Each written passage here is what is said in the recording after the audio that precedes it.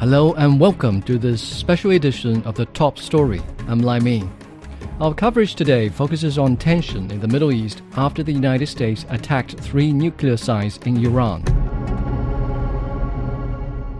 Iranian Foreign Minister Abbas Araghchi has called the U.S. airstrikes on Iranian nuclear facilities a breach of international law and the United Nations Charter. He emphasized that Tehran reserves all options to defend its sovereignty, interest and people in line with its right to self-defense under the UN Charter. Iran has also requested an emergency meeting of the United Nations Security Council, urging the Council to condemn the U.S. strikes on its nuclear facilities. Iran's ambassador to the UN, Amir Saeed Iravani, called the U.S. attack a grave threat against regional and international peace and security, urging the emergency meeting to examine this unlawful act, adopt necessary measures to condemn it, and ensure that those responsible will not be left unpunished. While condemning the U.S. attacks, the Iranian Atomic Energy Organization vowed to carry on with the nuclear program. We get more from Tehran Times editor Shahrukh Saeed. Iran has strongly condemned the United States attack on its nuclear facilities. The Iranian Atomic Energy Organization issued a statement after the U.S. attack and confirmed that the United States has targeted 3 nuclear facilities in Fordow, Natanz, and Isfahan. The organization described the U.S. attacks as barbaric, that violate international law, especially the Nuclear Non-Proliferation Treaty. The Iranian Atomic Energy Organization also said that the attacks have taken place amid indifference and even the complicity of the IAEA, the International Atomic Energy Agency. The organization called on the international community to condemn what it called the law of jungle that has been imposed by the United States.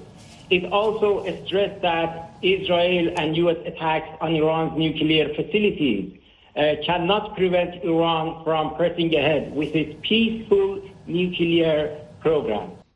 That was Shahrukh Saeed with the Tehran Times. Overnight, U.S. President Donald Trump announced what he described as the complete and total obliteration of Iran's major nuclear enrichment sites, Fordow, Natanz, and Isfahan. He delivered an address after U.S. bombers safely left Iranian airspace.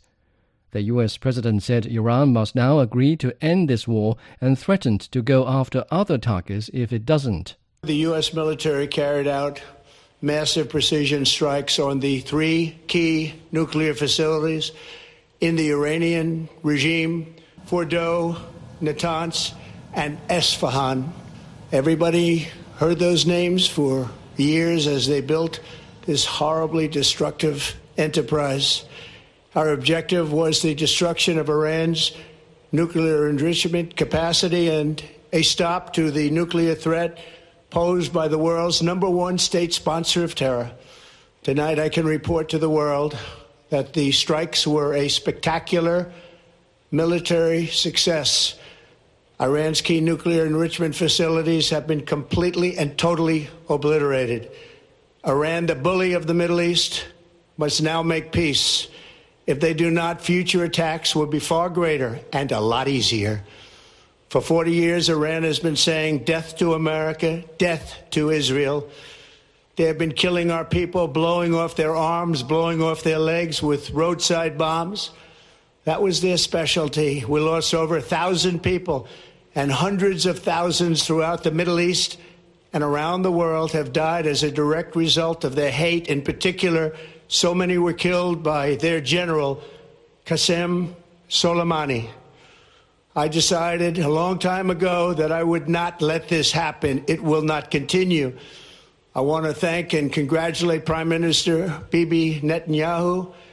We worked as a team like perhaps no team has ever worked before. And we've gone a long way to erasing this horrible threat to Israel. Israeli Prime Minister Benjamin Netanyahu also delivered a speech. He congratulated the United States on its strikes in Iran and thanked Trump for the action. Your bold decision to target Iran's nuclear facilities with the awesome and righteous might of the United States will change history. In Operation Rising Lion, Israel has done truly amazing things. But in tonight's action against Iran's nuclear facilities, America has been truly unsurpassed. It has done what no other country on earth could do. History will record that President Trump acted to deny the world's most dangerous regime the world's most dangerous weapons. His leadership today has created a pivot of history that can help lead the Middle East and beyond to a future of prosperity and peace. President Trump and I often say, peace through strength. First comes strength, then comes peace. And tonight, President Trump and the United States acted with a lot of strength. President Trump, I thank you. The people of Israel thank you. The forces of civilization thank you. CNN, citing White House officials, says Trump spoke to Netanyahu after the strikes. Jonathan Regev now brings us more reactions from officials and the public in Israel. It started with Prime Minister Benjamin Netanyahu, who released two statements just as the news broke. The first one was actually in English, speaking about the thankfulness to the American administration, to President Donald Trump. Benjamin Netanyahu also echoing similar comments in Hebrew. Later on came other reactions from Foreign Minister Gideon Sa'ar, from President Isaac Herzog, and from Defense Minister Israel Katz, all of them echoing pretty much the same statements, saying that Israel is thankful for the United States, that Israel and the U.S. are working together to make sure that this threat is being taken away from the world, the threat of the Iranian nuclear plan. The Speaker of the Israeli Parliament, the Knesset, Amir Ohana, also tweeting, saying that President Trump did not wait for another Pearl Harbor in order to stand up to evil. So congratulatory messages coming from practically all of the Israeli political spectrum. Israel was waiting for this to happen. There was quite a lot of frustration a few days ago when it seemed that President Donald Trump was perhaps delaying the American response. Now we know this was not really, Trump was not really about to wait for 2 weeks. This was probably some kind of a decoy plan, perhaps to make Iran think that there's time until an American response will come. So in Israel, for the moment, on the one hand, there is a satisfaction. On the other, there's an understanding that this war is far from over and Iranian responses still may come. There are not going to be a lot of people out in the streets as the Home Front Command again toughened the restrictions. The restrictions that were somewhat eased on Thursday have been toughened again, meaning people are basically ordered to stay at home. Businesses are shut, schools are shut. But the public was expecting and hoping the United States to join, because eventually the U.S. has abilities that Israel does not have. That was Jonathan Regev reporting from Tel Aviv. Iran has denied any radiation contamination following the U.S. airstrikes. Iranian media say the U.S. strikes on the nuclear sites are unlikely to cause major damage because enriched uranium reserves were removed a while ago. Officials say there are no signs of contamination near the three stricken nuclear facilities. A parliament official said Fordow mainly suffered damage in its above-ground section and it can be repaired. Sefer Sarami has more from Tehran. The spokesperson of the crisis management headquarters of Qom province said that despite some damages to the Fordow nuclear site, there is no danger to the people of Qom. And also, fortunately, the Nuclear Safety Authority also announced that following the U.S. attack on the Fordow, Natanz, and Isfahan nuclear sites, assessments revealed no signs of nuclear contamination. Therefore, there is no danger to residents near these sites. The city is in order and the life still goes on. This is not the first time Iran is going through such a thing, even two or three or more countries against the nation of Iran. United Nations Secretary General Antonio Guterres says he is alarmed by the U.S. use of force against Iran and defines the act as a dangerous escalation in a region already on edge and a direct threat to international peace and security. Guterres is concerned the conflict could rapidly get out of control, causing catastrophic consequences for civilians in the region and the world. He urged member states to de-escalate and uphold obligations under the UN Charter and rules of international law. Iran's Tasnim news agency says the country has renewed its offensive against Israel, unleashing a new barrage of missiles and drone attacks. Tehran is also threatening a harsh response against the U.S. There are split opinions within the U.S. about the Trump administration's decision to attack Iran. Nick Harper in Washington has more reactions. These are the MAGA Republicans, the Make America Great Again Republicans who throughout have been staunchly behind the US president. And yet, during the course of this week, there has been an issue that has divided them, and that is the issue of Iran. On one side, we have the American lawmakers who are saying that isolationism is the best way forward. America first means not getting involved in forever wars in the Middle East. And then on the other side, we have the defense hawks who are looking to eradicate Iran, effectively looking to bomb it back into the Stone Age and get rid of its nuclear facilities.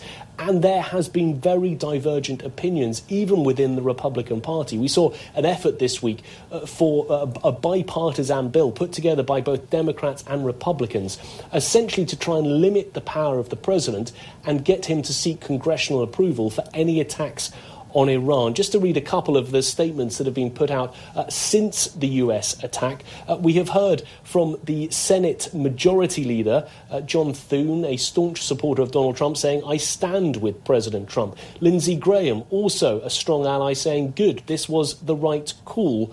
Well done, President Trump." But also we've seen Republicans and both Democrats saying that this is unconstitutional. Representative Thomas Massie, a Republican from Kentucky, saying this is not constitutional. Similarly echoed by a Democrat from Kentucky, Jim Himes, saying that according to the Constitution, my attention to this matter comes before the bombs fall, suggesting that the US president has contravened the US Constitution by going ahead with this without first seeking congressional approval. Undoubtedly, there will be more statements from both sides of the political aisle, and it'll be very interesting to see the fallout in the coming hours and the coming days, with both Republicans and Democrats weighing in on the president's actions. That was Nick Harper reporting. Experts are warning that the U.S. attacks on Iranian nuclear sites have worsened political tensions in the region. Director Wang Jing from the Center of International Strategic Studies at Northwest University of China says countries in the region are facing new problems and the U.S. is losing its neutral role in de-escalation. Its direct involvement reduces chances for peaceful talks and complicates regional conflict resolution. When the United States get involved, it means that the regional country now faces new problems, because the United States could, before its attacks, it could play the kind of the mediating role.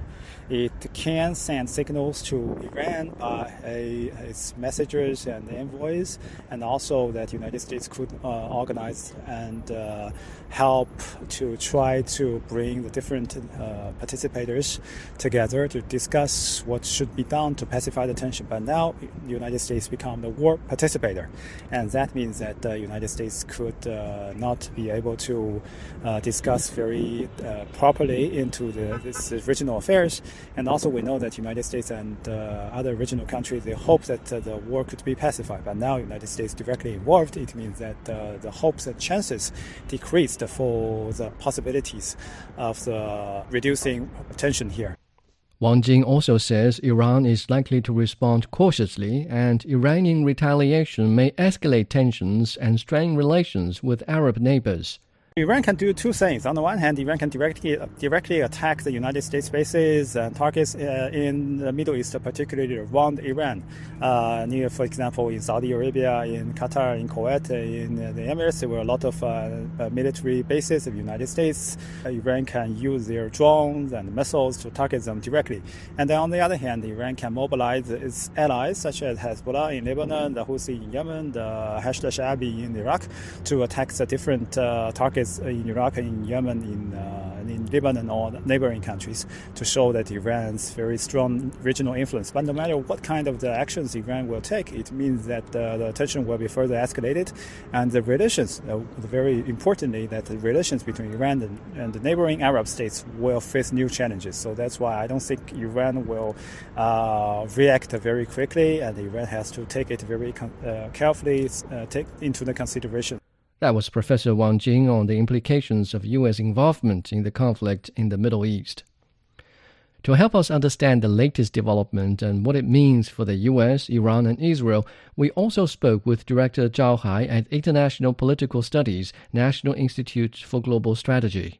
Well, apparently the U.S. side, and particularly President Trump, must declare that he has another victory because now he's caught in between. On the one hand, there's very much domestic opposition to any involvement of the United States helping Israel to attack Iran. But then, on the other hand, there's this urgent call from Israel for help from the U.S. side. And now, after the attack, finally the U.S. can declare some sort of target destroyed, victory accomplished. So this is the U.S. position. However, for the Israel position, they attacked Iran, but then they themselves are also being under attack for some time now. So this is an opportunity to de-escalate once declared that they have mission accomplished. For the Iranian side, of course, they will take some advantage and attack or try to score some wins after retaliate against U.S. targets and Israeli targets. And they can continue to send missiles, drones to the Israeli side. However, ultimately at this point, Iran has less cards to play regionally and from their own capacity after being weakened by air bombing and raid from Israel and the United States now. So further down the road, from my personal interpretation is that after this, they will still try to show strength, but at the same time, some under-the-table negotiation must go on to de-escalate the situation. Otherwise, if they try to escalate and expand the conflict throughout the region, then that will be a more lose-lose situation, both for the country in the region, but also for other parties that get involved. That was Director Zhao Hai at International Political Studies, National Institute for Global Strategy. With that, we end this special edition of The Top Story. I'm Lai Ming. Thank you for listening.